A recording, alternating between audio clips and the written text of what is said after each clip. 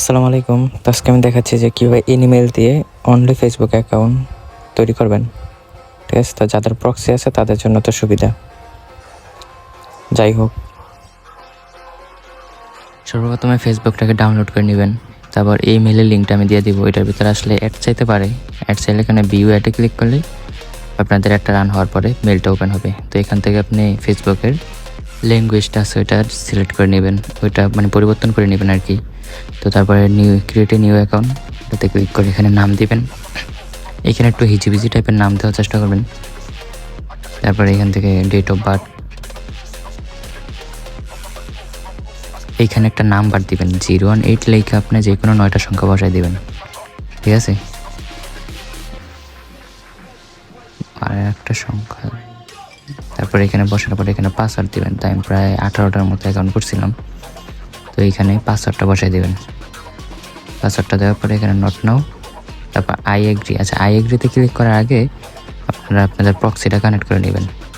তো যাদের প্রক্সি আছে তাদের তো আছে, আর যাদের নাই তারা চাইলে নিতে পারেন। তারপরে প্রক্সি কানেক্ট করার পরে আই এগ্রিতে ক্লিক করবেন।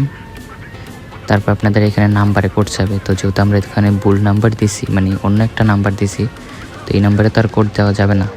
তাই আমরা এখানে নিচে ক্লিক করে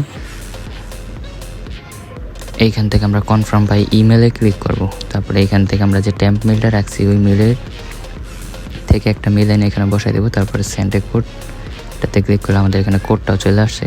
তো এই কোডটা নিয়ে এখানে বসাই দেবো। তারপর নেক্সটে ক্লিক করলেই আমাদের অ্যাকাউন্টটা তৈরি হয়ে যাবে। তো দেখেন আমাদের অ্যাকাউন্টটা কিন্তু সাকসেসফুলি তৈরি হয়ে গেছে। তো এইভাবেই তৈরি করবেন আর কি। তো এইখান থেকে শুধু ইউআইডিটা এখন কপি করবেন এখানে শিটের ভিতর। এটা কিন্তু মোবাইলও সেম নিয়ম, এখানে শুধু আমি পিসিতে দেখাতেছি।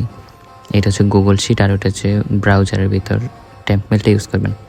তারপরে এইখান থেকে যে ফেসবুকটা তৈরি করছেন ওইটার কপি লিঙ্ক করে ওই লিঙ্কটাই না এখানে বসাই দেবেন। তারপর এখান থেকে শুধু ইউআইডিটা রাখবেন, সংখ্যাগুলো আর কি, আর পাসওয়ার্ডটা, এই দুইটা জিনিসই রাখবেন। তো এইভাবে আপনারা ইউআইডি এবং পাসওয়ার্ড এই ধরনের অ্যাকাউন্ট করতে পারেন। ঠিক আছে, বা আপনারা চাইলে এখানে কুকিজও করতে পারেন। আর কুকিজ যারা না পারেন তারা আমার গত ভিডিওগুলো দেখতে পারেন। আর প্রতিবার আইডি খোলার পরে ফেসবুকটাকে আনইনস্টল করে আবার ইনস্টল করবেন, তাইলে অনেক ভালো অ্যাকাউন্ট হবে।